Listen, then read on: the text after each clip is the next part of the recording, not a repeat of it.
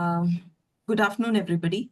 Welcome to yet another talk show of Strong Human Network. Today's topic is based on the occasion of World Environment Day, where we are interviewing and talking to a few enthusiastic and very conscious community people who have been pioneers in their own fields. They have been very consciously living a life sustainably in different spaces, be it related to water or plastic or soil or pollution, being very mindful of how they are treading upon this planet. It's my privilege and it's an honor to welcome Shubha Ramachandran. Um, and welcome, Shubha. Shubha was a core member of Biome Environmental Trust, which is an NGO which specializes in the space of sustainable water management solutions. Currently, she continues to inspire all of us in the same space. She's also been the director of Linger Leisure Homestays, which is a chain of hotels slash homestays. And more than anything, I would like to say that she's a very inspiring person whom all of us have to get a chance to listen to because there are a lot of wonderful things that she has been incorporating in her life since the past so many years, which is going to be a real motivation to all of us on the occasion of World Environment Day. So, welcome again, Shubha. And Thanks, Rajini, for that really glowing introduction. But thanks so much. Thank you. okay, okay. Yeah. Shubha, my first question for you will be in the space of water management, since you have worked in that space for quite some time now. What are the steps that one must take, considering the fact that we have been facing a lot of water-related issues? What are give us a few tips which an ordinary citizen can take up in the space of water management? Yeah. Thanks for that, Rajini. And That's what do good. you do also? It'll be nice to know what you have incorporated in your life. Sure, sure.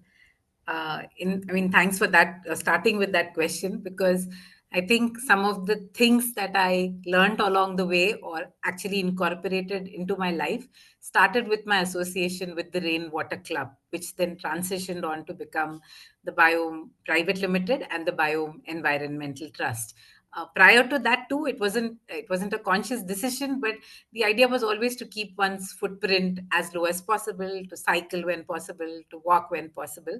But it was really after I joined the Rainwater Club that things around how much water do we actually use, what does it mean, what happens to our wastewater, those questions became more relevant, or the answers for that started making more sense. So coming to your simple question about, it's simple and complex at the same time. What some of the things that I do as an individual is really at home be very mindful of how water is used, not just in terms of words but also in terms of deeds, so much so that now even my maid has become, she's been with us for a while now, but she herself is a water conservationist, I would say, because she's very mindful of how much water that gets used in the home. So are the children, and my husband. So the family, it's not that we always get it right. It's not that there is never a leaking tap, but I do know for a fact that they are mindful wherever, if they were to go, they would take that message forward to their friends as well. So, so one is we use as less water as possible. Where possible, we try and reuse the water. Some of the simple things you can do at home, especially these days, most homes have an RO, reverse osmosis filter, to filter their water before drinking. There is the RO reject. Many of us see the water going waste and try to do somehow. And I also went through those steps myself of storing it in a bucket or using it for mopping. But now I have a simple thing where it's stored in a slightly overhead tank within the house itself. We live in an apartment, but from there the plumbing is directed to. It's a small pipe. Now, plumbing makes it sound very complicated, but it's redirected to the vessel wash area, and all our vessels get washed in the RO reject itself. So I think that's a very simple thing that most people can incorporate in their daily lives if done properly. Then, so similarly, in other places, if there's wastewater, there's grey water. In fact, earlier I used to do that, and I still do that sometimes. The pipe that comes down from the sink where we do our dishes. Sometimes you have lots of guests and you're only soaping. It's lots of glasses, or there's not a lot of vegetable waste. So I have a valve, and I put that water into a bucket, and then you have this grey water that could be used for some purposes. All of these things become a little complicated because you live in an apartment and you don't have access to a lot of ground, and how do you make use of water? That's also something that you can do if you have the capacity to influence the community you live in, or if it's an independent house. Rainwater harvesting should be done to the extent possible. You can store and reuse rainwater, or you can even use the groundwater water for groundwater recharge. And the other thing, that sometimes, because the connection is not very direct and we don't realize it, given how we live in the city, the chemicals or whatever is it that we use to wash our dishes, our hair, ourselves, our clothes, that if you can reduce the kind of chemical content that's going out in that water, that would be good. Especially if you live in an independent home, then you can easily recycle and reuse the water. But even if you stay in an apartment, using bioenzymes or making all of it by yourself and using it, I think goes a long way. So some of these things are what I try out personally. I wouldn't say I'm always very successful, but that's the attempt. And then to also interact with your neighbors, they also have a lot of fun. We've done some of those. I wouldn't call it a workshop, but we call somebody, show them this is how it is, and you actually use a bioenzyme, and they're surprised to know that it actually works. And you are surprised yourself too, because you're trying. Yeah, It's not something that you always grew up using. yeah. So those are things that we all can do as individuals. That's nice. That's inspiring. And these are not very difficult things to do either. So Right. I'm sure if all of us have the will to do it, I'm sure they can incorporate at least one or two of these suggestions into their daily lives. It should not be a very difficult thing to do. Right. Yeah. And I've also been hearing about your composting stories. Can you just let us know a little on that front too? Because if waste is taken care of, I think our planet will be a much beautiful place to live in. Yeah. So how do you manage that? Yeah. Yeah. So since 2008, thanks to Poonam Bir Kasturi, who ran Daily Dump, I got my first khamba. I had an opportunity to interact with her. And I also saw people at the Rainwater Club. Mr. Vishwanath had the khamba in his home. And these were initial days. And I have that khamba since 2008. And that's been a really long, and I still have the same khamba as it is. So it's what, 17 years now. And I had the children when the children were young. We were cooking a whole lot more. There were maggots coming into the, so let me just say about the whole process of composting. You would be surprised to see what significant volume of the vegetable waste or food waste. In fact, ideally don't waste food at all as far as possible. But if at all there is something that's going waste, it can very easily be composted. It takes some learning. Earlier, we've had our issues with maggots crawling all over the house, or times when we had so much guests that not everything would fit into the compost. But coming from there, I feel quite nice to. I mean, more or less, most of us don't want to talk about the things that we do, but here's something that I feel quite proud about myself, that perhaps in these last 17, 18 years, there have been only a day or two where any kind of food waste has gone out of the house non-composted. And this was also when we had too many people at home and we were being over ambitious and cutting ripe jackfruit, and there was just way too much food waste than we could manage. But other than that, even if the kamba were to overflow between buckets and pots, I've kind of made sure that no food peels or That's any kind of awesome. waste. Yeah. Awesome. And that's worked out very well, and been happy to share the compost with myself first and see, oh, there are tomato saplings coming out of this, with friends.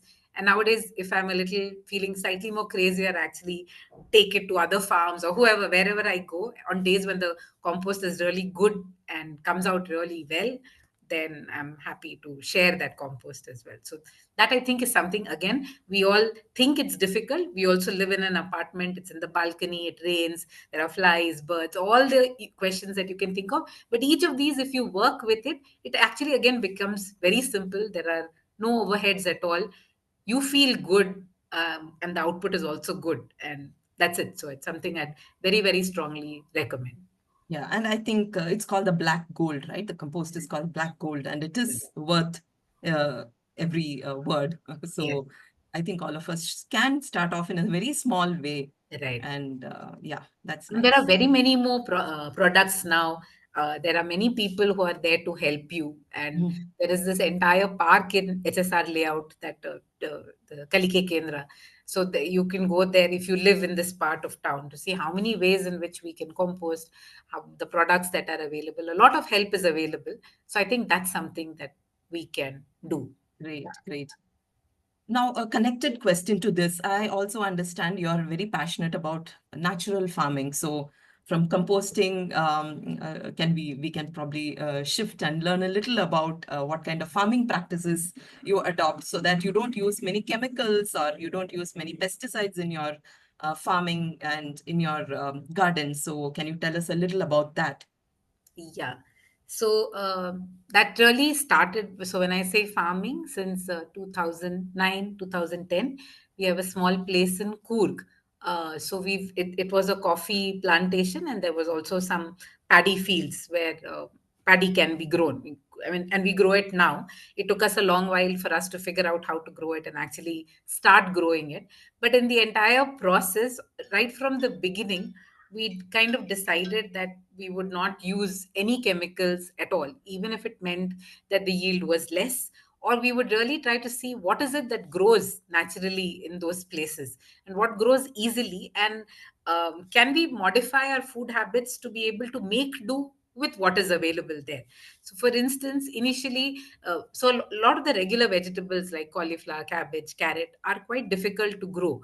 But if you look there, naturally, the vegetables that grow easily are tapioca, banana grows easily, papita is on and off. I wouldn't say we're very successful. Chow chow, mangoes, jackfruit, and all of these come and grow. Sometimes there are mushrooms, there are different kinds of greens, pineapple. So can we modify our diet to eat that which is available? Of course, not to say that you do want to eat the other stuff as well, and it's that stuff that typically needs more effort from your side. Maybe sometimes we compensate for it by thinking that we can add these chemicals, but in our these since 2009, past 15, 16 years, we ourselves have seen that the number of crabs that used to be in the stream, the fishes, have actually reduced. Perhaps as a result, one can say, and that's what I've read, and I think it is true, as a result of chemical farming that is being practiced. And the people, the other farmers in the neighborhood also notice that. But you see day to day that whether it's ginger or whatever may be the crop, the kind of pesticides or fertilizers that are used. But in our farm, we've been as I wouldn't say conscious, it's also been a kind of lazy farming, or let's see what grows, how really with as less disturbance. Maybe we can't grow as much coffee as a good planter does, but then who knows, is it really about the quantity, is it about the quality? Right, rice, when we grow, we know that we get lesser rice. It doesn't look necessarily as good as the other rice with the neighboring farmers grow. And every time I go to the mill to get the rice milled, I often think of the place as a it's like if you were to go to a beauty parlor, they'll always tell you your hair is terrible, you have to do this, that, everything. So similarly, when I take my rice to the mill, the mill guy will say, no, no, you've not taken good care of your rice, you didn't harvest it at the right time, you've not threshed it, you didn't apply the required fertilizers.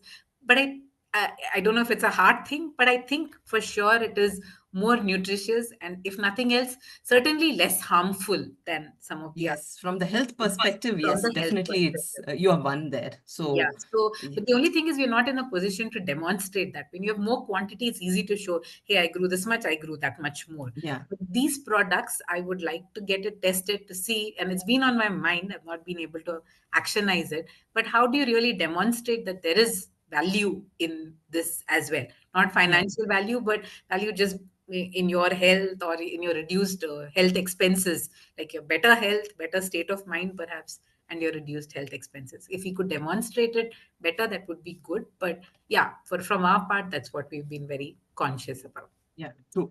And also, we've noticed whatever we grow in our gardens without these are probably not the best looking. For example, I've grown capsicum in my gardens, and they are all very small, sometimes disfigured. etc. So they may not have the best looking capsicum, or I even grow potatoes and sometimes beans, and they are not the best. They may be small. I get very small muskmelons in my garden, but I know that they are grown. How they are grown is more important, and than what has how it looks on the outside, I guess. So Yeah. sometimes it's a compromise, but I think, as you said, quality is much better than quantity. So Yeah. yeah, yeah. And I know you've been following all this in your daily life when you're at home or when you're at your farm, etc. Is it difficult to follow these practices when you're traveling? How easy or how difficult is it? Um, because I heard that you're also an avid traveler. So when you travel to other places, how do you follow these practices? Is it a challenge? Yes, for sure it is, because I think travel, given that I would myself say that we should keep our energy footprint as low as possible, traveling, of course, comes with an energy footprint. And we are also in the business of encouraging people to travel. So that becomes a lot trickier if you look at it hard, because you typically don't want to not practice that which you preach. So sometimes you either go quiet on the preaching, but you also think that it's important to say what you do and how you think about it. And these are grays as we move around and do our jobs to make those decisions, or there are trade-offs, I would say. So for instance, for local travel within Bangalore, I do move around a fair bit. I try and keep I prefer to walk as much as possible, say if it's within a kilometer or two. If it's going up to 5 to 10 kilometers, I cycle. If it is beyond that and it's going to be, or I have to be doing something on my phone and I can't be cycling, then I take the bus. Otherwise, I take my two-wheeler, have a scooty. Else, if there are many people going, it's raining, there's no other way to go, then I really try and reduce the use, and then I take the car. So that's how I do it. And fortunately, at home, everybody more or less does it. So we all are in sync and we feel Yeah, happy about it. So that's one way. But of course, when you travel long distances, so like I mentioned, we have a farm. Again, there I try and take the bus whenever possible. But if I'm taking the car, I try and I see if there's somebody else who wants to come along, or if there's stuff that I can take that needs to go to the farm, and how can I optimize it. But yes, it does become difficult. We encourage, as we run the homestay business, we also encourage our guests to come by bus. And sometimes in the lean season, we also offer discounts for people who are coming by more sustainable means of transport.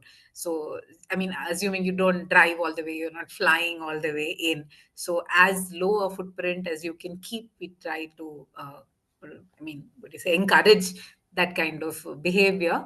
But it's not easy all the time. Depending on where you have to travel to, there is certainly a footprint. So, yeah, yeah. yeah. Yeah, that would have been my next question. So how easy or difficult is it to take these steps into your the homestay or the Linga homestay space that you're working with? So is it difficult convincing your guests, or do you have to educate them, or what are their responses when they come to stay at your place? Yeah. So I would say it's bettering now. There's a Mhm. lot more. So when we started in 2009, 2010, uh, we were trying to see how do we make our places, or what kind of action can we encourage from the guests such that the waste produced is lower. So like I said, this traveling by bus. So those were some of the things. But we also started off with glass. So at that time, we had some old wine bottles at home, and from friends, we borrowed it, cleaned it out, and started using those as water bottles. And so there's Oh, great. in any of the Linga properties, that's the chain of homestays we run, there is no bottled water that is given to the guests. Water is filtered, boiled, and then given to the guests, and that's what we all have. Having said that, there are some people sometimes, so either because of a health condition or have to bring in. We try and convince them, but it's a personal choice after all. So they bring in their own plastic water bottles or other sources of water, and then we just make sure that those are in right now in Coorg, in the place we stay, in some of the other homes, there are some dry waste collection centers, but mostly we try and bring it back to the city itself and then kind of dispose it off responsibly here to the extent possible.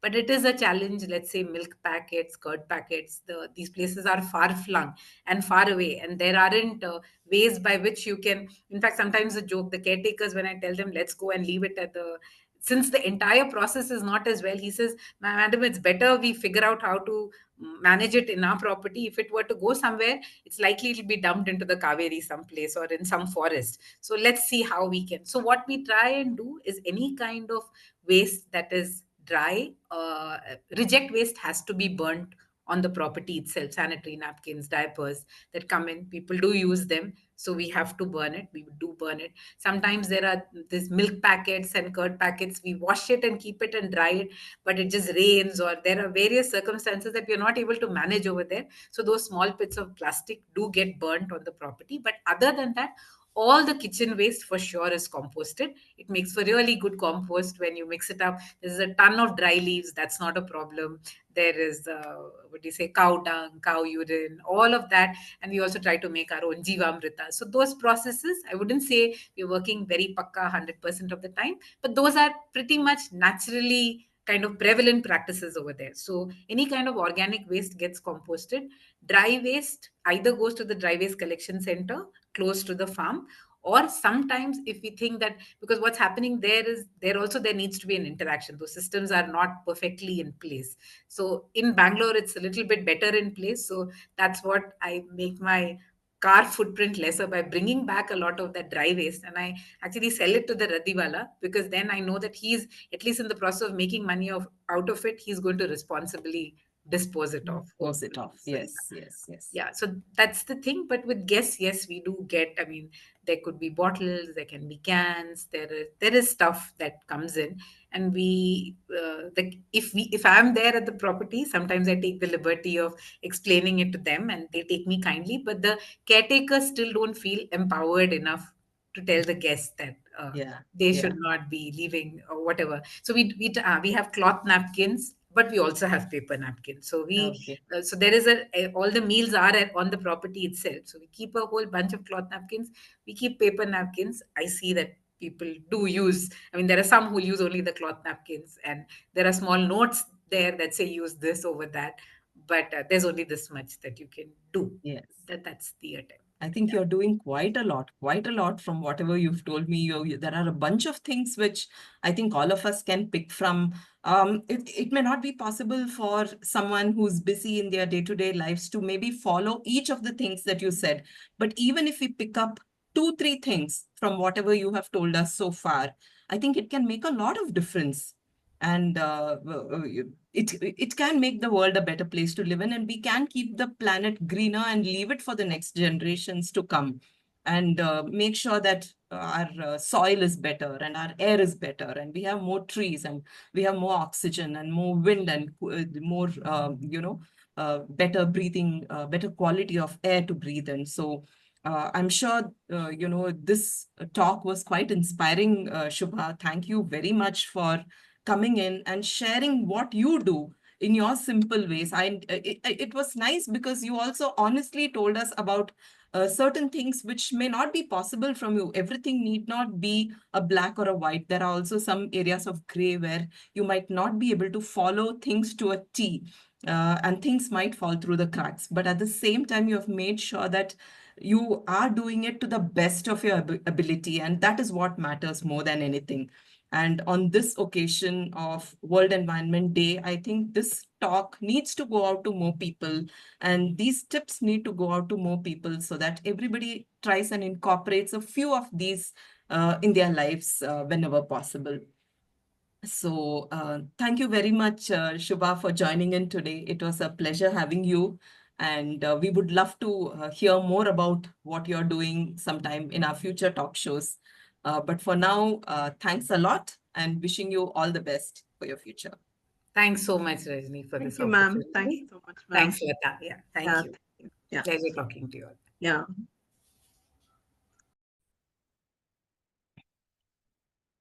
A warm welcome to all of you on this beautiful Wednesday morning. Um, on the occasion of World Environment Day, Strong Human Network invites all of you to yet another series of talks with wonderful people who have been an inspiration to all of us. I would like to take this opportunity to welcome Vijaya Shanoy, who happens to be a very good friend of mine. Um, Besides being a good friend, Vijaya is also part of a group of community members at Malleshwaram who come together every week to do something good for the society. They plog, they segregate waste, they try and educate people about the harmful effects of using plastic material. They beautify different streets in Malleshwaram, etc. So on this occasion of World Environment Day, I don't think I can think of a more appropriate guest.